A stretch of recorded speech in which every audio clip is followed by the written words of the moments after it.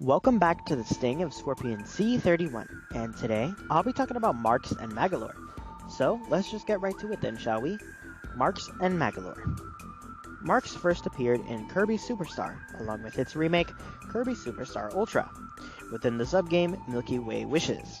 He is a round lavender creature, sharing some similar qualities to Kirby, but has no arms and much more rounded eyes. Marx is also, of course, a jester. Unfortunately, his origins are kind of a mystery, but let's just get right into the plot of Milky Way Wishes. Basically, the Sun and Moon are fighting. Or Mr. Shine and Mr. Bright, whom are rulers of night and day. Marx pops up and tells Kirby that the only way to stop them is by gathering the power of the surrounding stars, which can be found amongst the dream fountains across the galaxy, and then use them to summon Nova, a planet-sized ancient mechanical comet that can grant wishes. Before Kirby hops on the Warp Star to go do all that, Marx wishes him the best of luck. To no one's surprise, Kirby managed to summon Galactic Nova, but before he's able to make his wish, Marx out of nowhere kicks Kirby aside and makes a wish, which is to control Planet Popstar and cause all the mischief or pranks he'd like. Turns out he was the one who made the Sun and Moon fight in the first place, and had deceived Kirby only to get his wish granted, gaining access to new and more powerful abilities. Thus, Galactic Nova would attempt to crash right into Planet Popstar, but the Sun and Moon stop fighting to try and push Galactic Nova back. Kirby, now riding a starship, stops Galactic Nova, and then confronts Marx head-on. In spite of Marx's fearsome and deadly new powers, Kirby manages to win and sends Marx flying right into the Galactic Nova, causing a massive explosion. However, if you think this is the last we see of Marx, you are very wrong. This cosmic jester still somehow managed to survive all of this. We see him show up in Kirby Mass Attack's Brawl Ball subgame, a pinball minigame showing up as the final boss, also showing up in Kirby Star Allies, as apparently Marx sensed danger from afar, coming to Kirby's aid despite of their past history, in order to stop the threat looming over the galaxy. We also learned that Marx will remain friendly and loyal as long as he is well fed. It seems Marx may deal with being hangry, meaning being bad-tempered or irritable as a result of hunger. Truly, there is a medical explanation for being hangry. It is a biochemical reaction due to low blood sugar. People who struggle with controlling their anger or who have impulse control issues may be more likely to becoming hangry. Some have taken this and have assumed that perhaps the reason Marx took such extreme actions back in Kirby Superstar was a matter of fact because of this condition. But who knows? At least we know now that he doesn't want anything bad happening to the universe and is Kirby's friend. Now let's talk about Magolor, the sketchy cosmic wizard. Magolor makes his debut in Kirby's Return to Dreamland, and he is the driving force behind the events of that game. In the game's opening cutscene, Kirby, Meta Knight, King Dedede, and Bandana Waddle-Dee are enjoying the sunshine, when suddenly a wormhole shaped like a star appears in the sky. The Lore Star Cutter suddenly emerges from the wormhole. It breaks apart, losing all of its parts. The ship soon crashes, and the gang goes to see the source of the commotion. Inside the ship, Magolor is found unconscious. He wakes up in a panic and notices his ship had been severely damaged. Distraught, Magolor looks down in sadness. Kirby and his friends then agree to help Magolor fix his ship. In exchange for the hero's help, Magolor offers to take them to his home planet, Halcondra, once the Lore Star Cutter is working again. After beating the Grand Doomer and retrieving the final piece, Magolor fulfills his offer and takes Kirby and the crew to Halcondra. When they arrive, however, they are immediately attacked by the monstrous four-headed dragon, Landia. The Lore Star Cutter makes a crash landing once more, but luckily stays intact this time.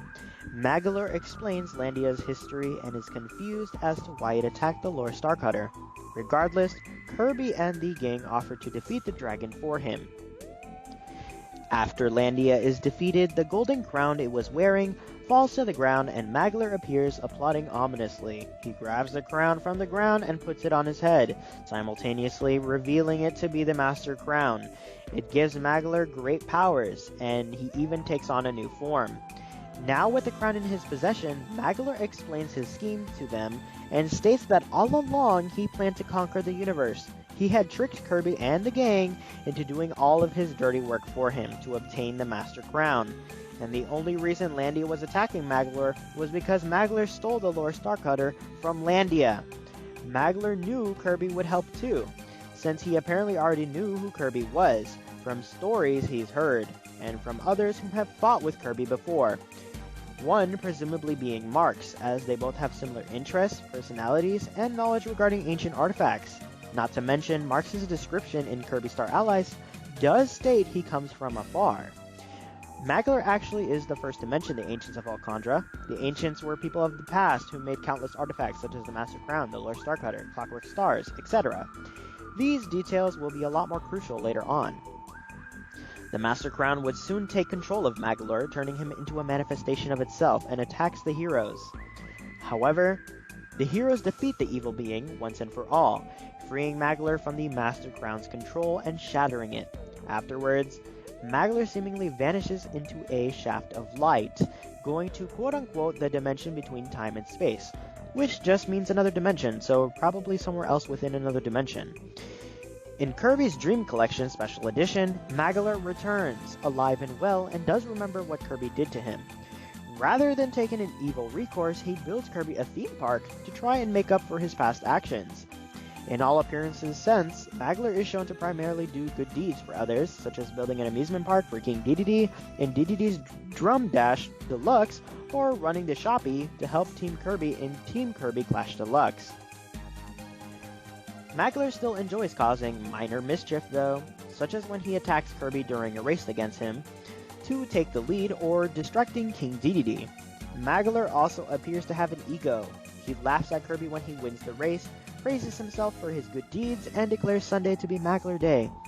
Magolor has a dark humor too. Just so you'd know, Magolor speaks a so-called language called Magolorese in a squeaky voice, despite it being gibberish. Kirby and the others understand him perfectly well. In Kirby Star Allies, like Marx, Magolor decides to aid Kirby in an effort to save the galaxy from impending doom, wanting to show off the power of friendship. His pause screen and guest star descriptions in English state that he is charming and that he is fearless. However, the Japanese version instead described him as boldly lying. In the language spoken by Highness, leader of the Magic Tribe, whom worked with the Ancients, the word lore means paradise, while the word mafo means lie. Since in Japanese, F and H sounds are very similar and sometimes conflated, Magolor's Japanese name could possibly mean false paradise in Highness's language. Pretty interesting, right? This could actually allude to Magolor being a descendant of the Ancients. No, that's most likely it, as he states his homeland to be Alcandra, which makes a lot of sense as to why Magolor knows so much about the Ancients and their creations and whatnot. Lore Starcutter, Magolor, yeah. With all this information at hand, we know Magolor is a liar, but why does he lie most of the time? Is it for attention, entertainment, to stay away from trouble? Does he even lie on purpose? Is Magolor a pathological liar? To define a pathological liar, it's a chronic behavior of compulsive or constant lying. Pathological liars lie to gain something and exaggerate things.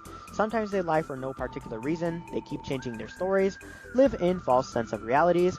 If confronted, they act defensive and never admit that they are liars, and they hold no value for truth. However, that doesn't necessarily mean that they can't spill the truth, but they mostly don't.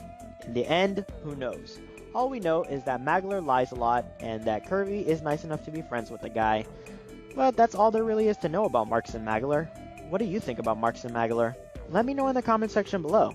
Like this video if you liked it, and subscribe for more. See y'all later.